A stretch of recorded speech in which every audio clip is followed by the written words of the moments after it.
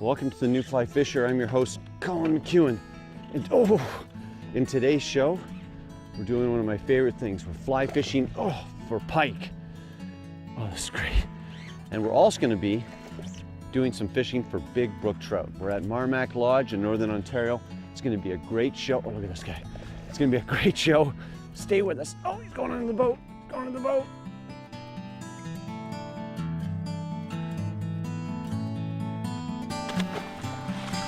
Let him go back to live another day. Oh, away he goes.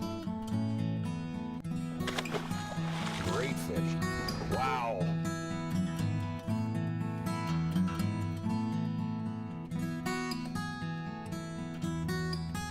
Oh, baby. Look at that fish.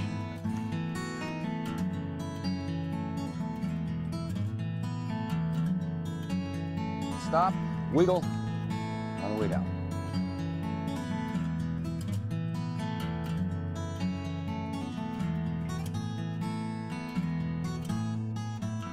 The New Fly Fisher has been made possible thanks to Algoma Kinawabi Travel Association, Ontario Tourism, Islander Precision Reels, and Orvis Sporting Traditions.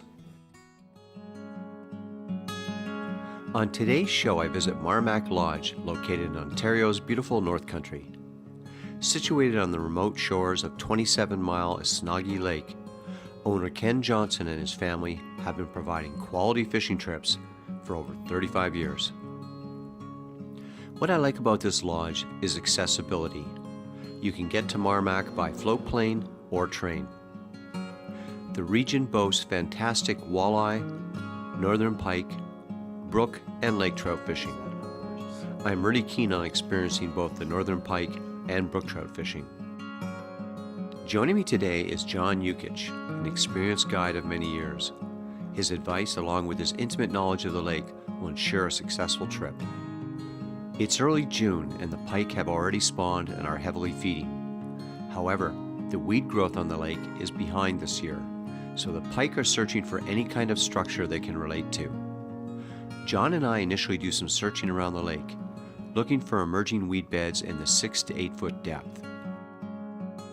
It didn't take long to locate some sparse weed growth. We quickly marked this off with buoys. Our focus was to use the wind to drift around the perimeter, casting to the edges of the weeds. Our strategy didn't take long to pay off. Pike are sight hunters, but they also like to use their other senses to detect prey. Their lateral line, of course, is one of the key ways they can detect bait fish and prey such as small walleye and perch, but they also use their sense of smell to detect prey. Oh, there's a fish. Big fish.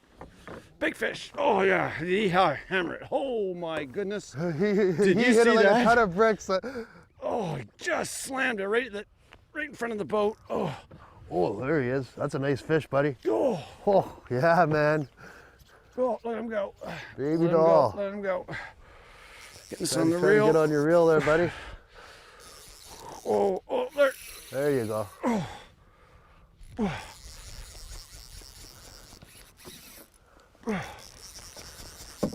Oh, Colin, you're a fishing machine today. Oh, he's strong, isn't he? Whoa. Stay in the boat. I'll take care of knocking you in. oh my goodness. He's gone right into that weeds. Okay, I think I got him up. Yeah, you got him up there. He just came out of nowhere and hammered that fly. I just made a short cast because I saw a weed clump. Oh, look at him right there. Oh yeah, look at him. Oh, look at that fish. Look at Thick, that one? Oh, he's not ready. Oh. Not ready, he's still green. So much fun. Oh, look at that. Come here. Okay.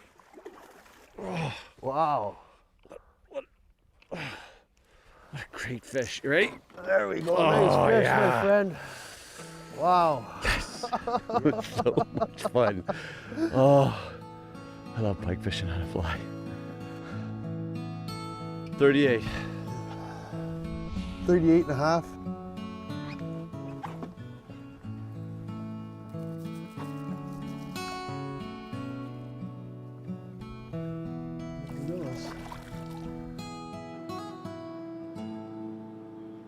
Well, from the moment you get here, we're going to take your luggage for you and we're going to put it in your cabin for you. We'll be getting your boat ready. When you come down to the dock, your boat will be all maintained, your motor's ready to go, your boat's ready to go, everything's in there for you.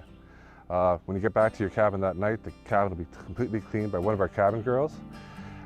We also have a fantastic cook who does, on the American plan, 3 meals a day, breakfast, lunch, and supper. And on top of that, you're going to enjoy one of those fantastic shore lunches on Esnagi with your friends.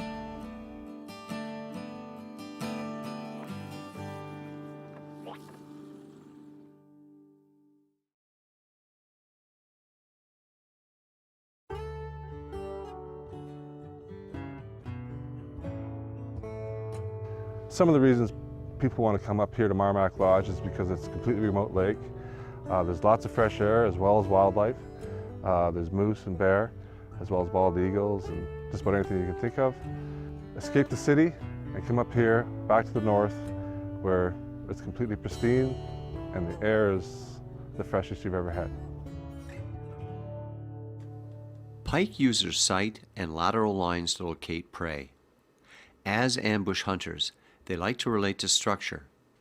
In this case, the weeds are covered in insects, such as mayflies.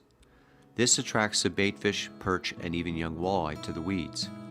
This, in turn, attracts the pike.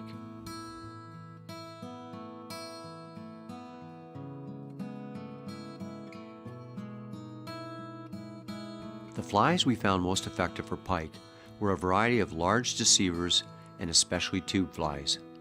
One of my favorites was a pattern known as the bleeding mackerel. John YUKICH shows us how to modify our fly for more hookup success. What we're doing here with our flies, which is very important because we're losing some nice fish before, you have to add a little treble stinger hook to the back of these flies because these fish are so big when they hit the fly, they flatten the fly, and when you set the hook, it's just pulling out. So with this little treble hook, it's getting them right in the corner of the mouth when you set the hook, which is really good. Also, which is very, very important, is the use of a wire leader when you're fishing these northerns with the fly. This is a 24-pound test wire leader, a tieable one. And it's very, very important that after every fish that you inspect your wire leader, make sure there's no nicks or crinks on it because you don't want to lose that fish of a lifetime.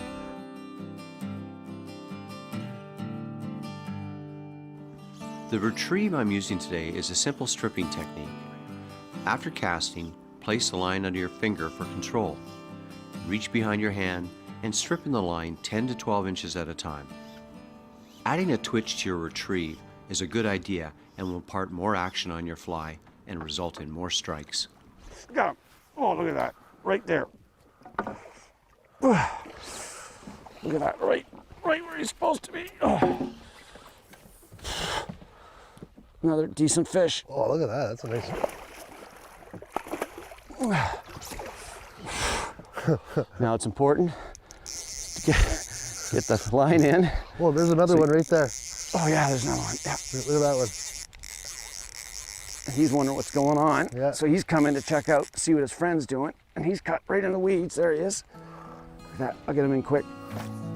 Yeah, nice fish.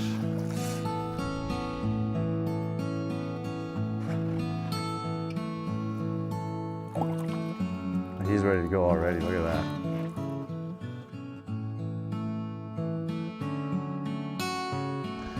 Some of the things that make Esnagi Lake great is the fact that it's 27 miles long from tip to tip.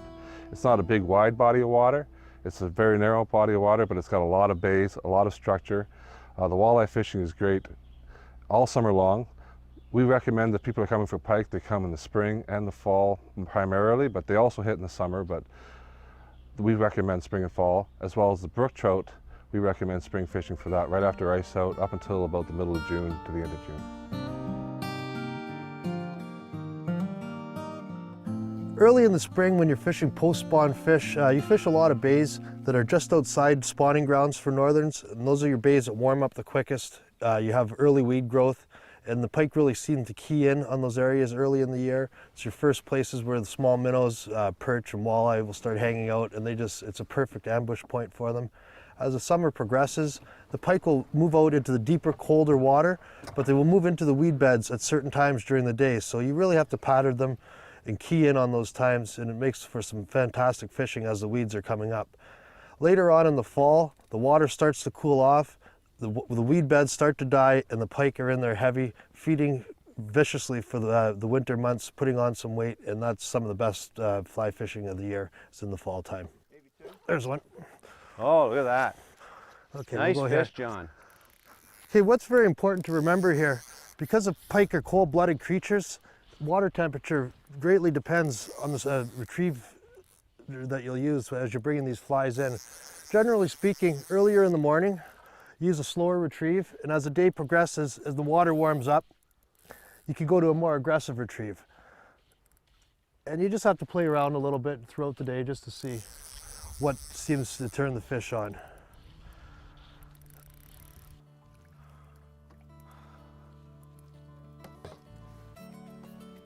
Oh, I see the fly still working. Yeah, it is. Working really well, actually.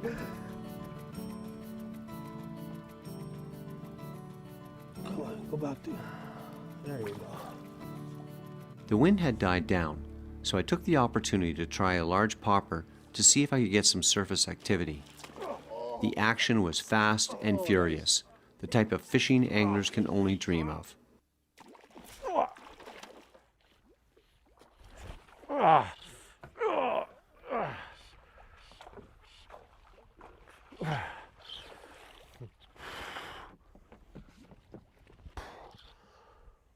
Not a big fish, but what an attack.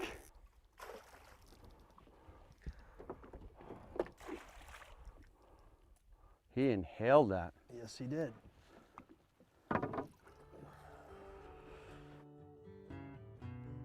It's so exciting on the top water, isn't it? That fly doesn't look the same.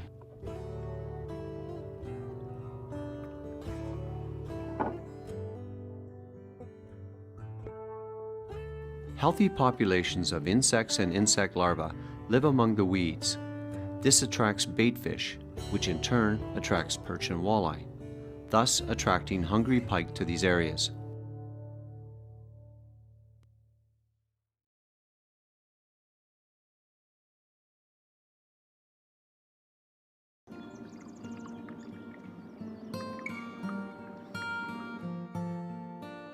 On my second day at Marmac, John suggested we visit one of the smaller local lakes to fly fish for brook trout. I was quite keen to cast a 5-weight for brookies, especially since the lake had produced several 5-pounders the week before.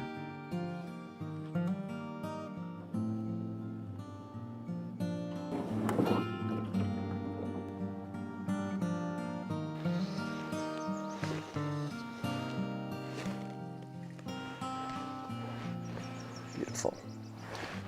So we've just come up to this brook trout lake. It's up in the hills. It's a beautiful place. And we're hoping to catch some of the big brook trout in here. They're anywhere from 2 up to 6 pounds. John has told me they've got some really big monsters out of here. It's early in the morning. We got up at 5, came in here. It's around 6 o'clock-ish right now. And we're hoping to get them on dries. We're not seeing any hatches. We're keeping an eye out. As you can see, it's pretty much flat calm. But if we don't get them on the dries, we'll be flipping over and trying some other techniques that John has recommended. But right now, we want to give this a try for the next few minutes.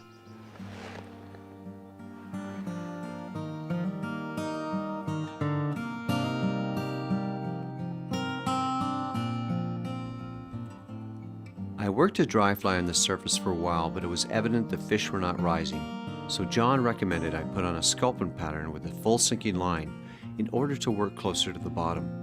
Working submerged rocky areas in this type of lake is usually a good bet, and it didn't take long to hook into some nice brookies.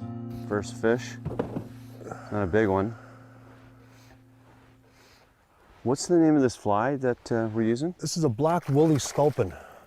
It just imitates overgrown leech, basically. Is there sculpin the species in this lake? No, it isn't. It's just it imitates a leech. It's a big fly. They like a big profile. A lot of times these brookies, so it's easy for them to pick off. Look at the beautiful fish, eh? It is. Oh, he's off. He's off. All right, we'll get another one here. There's one there, there'll be more. Okay. I got him. Got him. This one isn't a lake trout though. This is a decent sized brook trout. nice brookie. Look at that. I'd cast out, John had seen a rise, so I cast out and saw nothing. I was just bringing the fly in. I suddenly looked down, there's 3 lake trout in the 3 to 4 pound range because they were bright chrome. Oh, look at this guy. Oh, nice. And then, they saw the boat and they spooked. And so what I did, I cast out again, hoping that one of them would be around, and I saw this guy following the fly. He hit the fly like a rod length away. Oh, look at that. He's full of it. Okay, so what I'm using is a 6-weight rod. We switched over using a full sinking line. It's a type 4, so it's getting down reasonably quick, and a short leader, 24 inches. I think he's just about ready. You get the net there? Yeah, I have the net here. John, just want to get him in a reasonable time. The water's nice and cool still. They really like that fly too. Oh, they love this fly. Look at that fish. Nice and thick. Head first, beautiful. Good job. Oh, that's sweet. So much fun. When we're releasing these fish, it's very important to wet your hands so you don't take the protective sliming off the fish. And we just cradle them by their belly. Make sure there he goes. So we've changed up a bit, and at John's recommendation, we're going to use a 2-fly rig, which in this area is legal. So at the head, I've got basically it's a sculpin pattern, and that's going to pull the fly up. I'm using a full sinking line. And then about 12 to 16 inches back, it's basically a leech pattern. It's got a little bit of sparkle in the body. And then I'm going to cast this out, let the flies go down a bit, and then I'm going to slowly pulsate it back, giving it little twitches so we get maximum action. And we'll see which fly they take.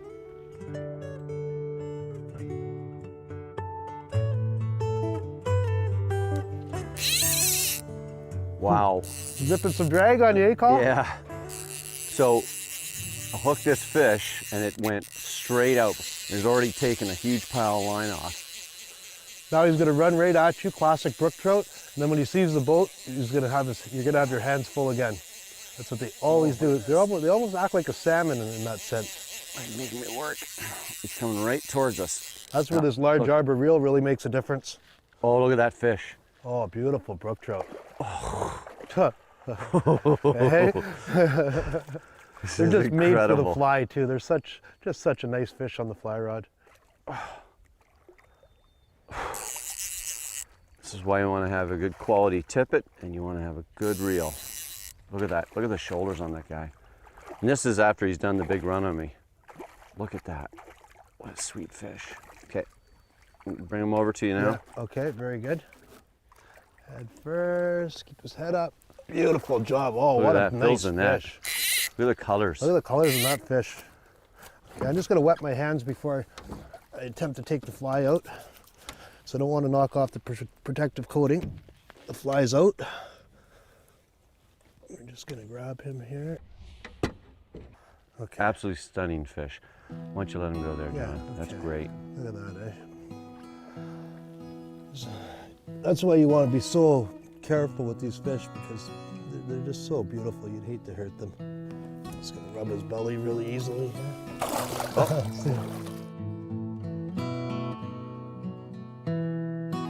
It was just about time to head in and rest for our next round of fishing when our cameraman, Jeremy Kennedy, expressed an interest in catching a brook trout.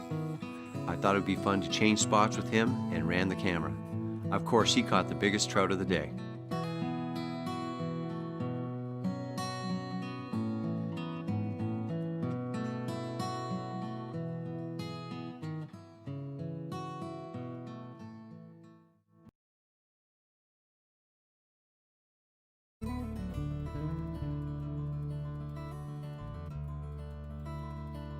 Oh, that was just incredible. hammered that fly, didn't he, That Colin? was incredible. I only had the fly about a foot under the surface, and I started giving it, instead of a straight retrieve, I started giving little pulses.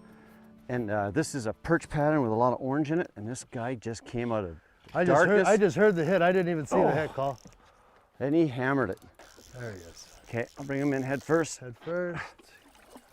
Nice fish. Oh, yes. All right. Wow, wow, wow. That's 40. In this system, all the walleyes, everything, even the smaller pike, they're scared of fish like this.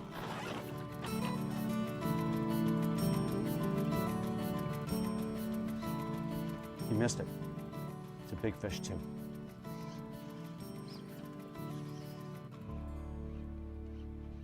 Oh, got him! Oh. That was incredible. So what happened was we were just making a little cast here to the side, and I suddenly realized there was a big pike that followed the fly in.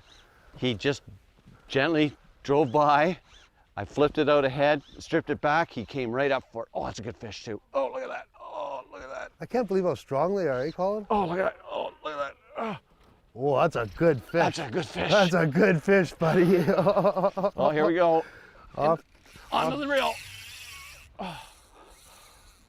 That's where you want a good drag and the ability to palm it. Oh, it's a good fish, John. Yes, it is. That's a nice That's fish. a nice fish. Look at that. Oh. Look at that. Look at that beautiful fish. He just hoovered it. Okay, got his head up. You ready? Yes, man. All right. All right, buddy. Oh, this is fantastic. Go ahead there, John, and release it. You said it's about 39 inches? That's 39, but he's a thick fish. Off he goes. We've had a great time today. We've learned a little bit about topwater, how pike work, and we've also talked about how you have to fish around the edges, use markers. You have to really tactically break these things down in order to be successful, no matter where you go if you're going to fly fish for pike, as well as other species. If you've enjoyed this show, then please go to our website. Tell us what you like, what you don't like. We want to learn more. Our website is www.thenewflyfisher.com. Thanks for joining us, and we'll see you next week. The New Fly Fisher has been made possible thanks to Algoma Kinawabi Travel Association, Ontario Tourism, Islander Precision Reels, and Orvis Sporting Traditions.